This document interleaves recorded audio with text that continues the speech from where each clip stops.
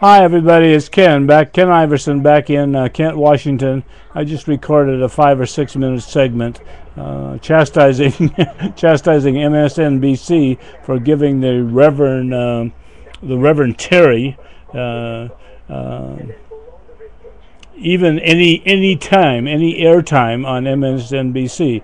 MSNBC is one of my favorites, but he's getting airtime on ABC, NBC, CBS. He's getting it on CNN. He's getting it on all of the media outlets. It's all over the world. He's getting airtime, and I say to you, the media, you take a lot of flack, and I think lots of times it's unjustified. You keep us informed, but you've made a celebrity out of this guy in the last 3 or 4 days. Why are you doing that? He will die of his own weight. General Petraeus has come out against him. The White House has come out against him. Muslims all over the world, they're rioting in the streets of Kabul because of what this clown is saying in Florida. So why are you giving him airtime? That's my question to you. All of the media in the United States, all of the media, and around the world for that matter. It's only not only the United States, all around the world. Why are you giving this guy airtime? Why are you giving this guy print time? And it will be in the magazines. As much as I love you, Time Magazine, it will be in your next issue, I am sure. There will be an article on the Quran burning of this guy in Florida. Let me read a little bit here. This is from ABC, and then I'm going to let go because I don't want to be accused of giving publicity to this guy like I just accused MSNBC and ABC and CNN and the rest of them of giving publicity to him. This is an article that says, "Who is Terry Jones?" It's Terry Jones. It's not Reverend Terry. Pastor behind Burn a Quran Day. Isn't that a clever title? Burn a Quran Day. How about a Burn a Terry Day? How about a Burn a Terry Jones Day? Wouldn't that be? Doesn't that have a ring to it? He preaches Islam is a devil. I have said in other videos on YouTube that to me, the prophet, peace be unto him, is a prophet of love and joy and happiness and goodness. And peace, above all peace. And I don't recognize anything that Reverend Terry Jones is saying about Islam. And I've only known Islam. I've only known Muslims people since July 18th of 2010 when I posted my doomsday scenario, which I've talked about before. This is a travesty what's being committed in Florida. So anyway, this article starts out by Russell Goldman. It's a fairly straightforward news article. September 7th, 2010. It says, like the prophets of old, Terry has a message, and it's fiery. I suggest to you that the prophet, peace be unto him, the prophet Muhammad, was not filled with hate like this guy is. To compare Ralph Terry Jones to the prophet, peace be unto him, this is doing a disservice to Muslims the world over. There is this is a joke. And my Muslim friends, if you're seeing this in other parts of the world, half a world away, you'll know what I'm talking about. Peace be unto the prophet. So inshallah. So enough of Terry for the time being. Terry Jones. I keep getting confused. I'm confusing him with Terry, the Ralph Terry, I believe is the one, the hateful person who is a right-to-lifer of several years back now. He accused those people who are pro-choice of being murderers, and that's where I'm confusing Terry Jones with Ralph Terry, I believe his name was. I try to not to remember these, so you'll have to excuse me. But this Terry, Ralph Terry, was a hateful person, accusing people who were pro-choice, as being murderers, and that is also nonsense, and people know that. I hope they know that anyway. So how are we doing on time? We got lots and lots of time here. Now, I suggest to you in any part of the world, this is on Tuesday afternoon, which is the 7th of September, 2010, that you do not, I repeat, do not watch Terry Moran's interview with Terry Jones on Nightline tonight at 11:35 p.m. Eastern Time. I know that you will. I probably will record it. I'm going to be in bed at that time. I'm not going to waste my time of being up because I want to sleep tonight. And he is getting the publicity all over the country. And Terry Moran, I have not watched you in recent years, in recent months. I quit watching Nightline when Ted Koppel left. And I will not watch tonight. I may record it. I may succumb and I may record it. But why are we giving, again, I repeat like a broken record, why are we giving airtime to this guy, this Terry Jones, a pastor, the so-called pastor in Florida? Why are we giving him airtime? You should be ashamed of yourself, Terry Moran, and ABC News, Nightline, even MSNBC, which is one of my favorites. You should be ashamed of yourself for giving this guy publicity, for giving him attention. Is this what this country has come to? That we have to pander to the lowest denominator to get ratings? That's what it's about, isn't it? Is this a ratings period? This is September? No. What is it? It's November, February, May, and sometimes in July is a ratings period. So this is not, but ratings always are important. That's for the rest of you and the rest of the world. Ratings are when the networks on television can decide how much they charge. I believe I have that right, for how much they charge for commercials.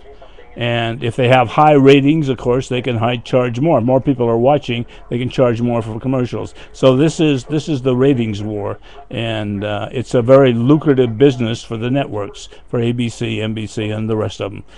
This is the time of ratings period in, I believe, November, February, and May. If you're watching, then you're contributing to the ratings for the networks, so they can charge as much as possible for the commercials that BP, for example, plays on their networks. So anyway, that's the way the ratings go. And BP, that's somebody else will have something to say about here in a little bit. So anyway, this Terry Jones. Excuse me for laughing in your face, Terry Jones. But if you weren't, it says here, Jones is the author of Islam is of the Devil. I suggest to you, Terry Jones, that if you are not the devil, you're his kissing cousin. You're awful close.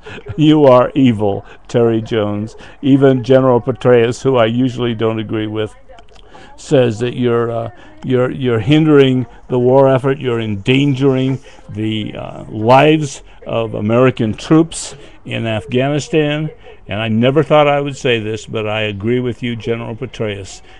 God help us if the Muslims become incensed the way they were yesterday in Kabul. If these Qurans are burned on when is it, Friday? Is that 9/11? Let's see, whatever.